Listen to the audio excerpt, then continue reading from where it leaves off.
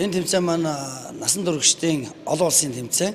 За Монгол улсын Дархан аймгаас одоо төрөн гарсан Монгол улсын гавь дасгалжуулагч Цэндийн баяр сайхан багшийн нэрэмжит тэмцээн маань болж байна. Тэгээд энд Тайван, Орос улбаны улсын Якут Брэдийн баг мөн Хятад ард улсын Өвөр Монголын баг тамирчид оролцож байна.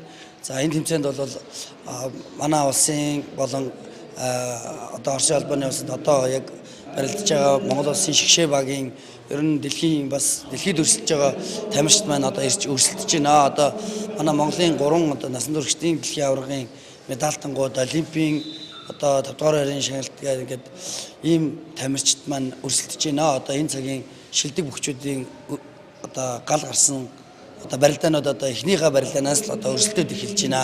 Тэмцээн маань 2 өдөр болно. Өнөөдөр урьдчилсан барилдаанууд болно. Маргааш бол дан финалийн барилдаанууд болно. Хүрэл алтан медалийн барилдаанууд болно.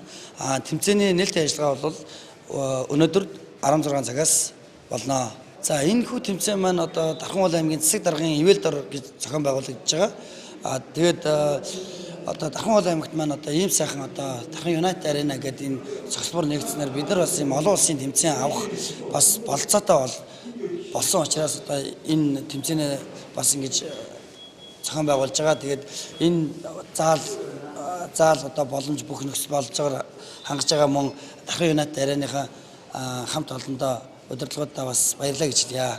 Яг Дархан аймагт одоо насан туршидын одоо тэмцээн бол 10 онд улсын аварга болж ирсэн. Тэрнээс хойш болохгүй байжгаад одоо Дархан аймагтаа бол яг ер нь олон улсын насан туршидын олон улсын юм чанартай тэмцээн бол анх удаага зохиогдож байгаа.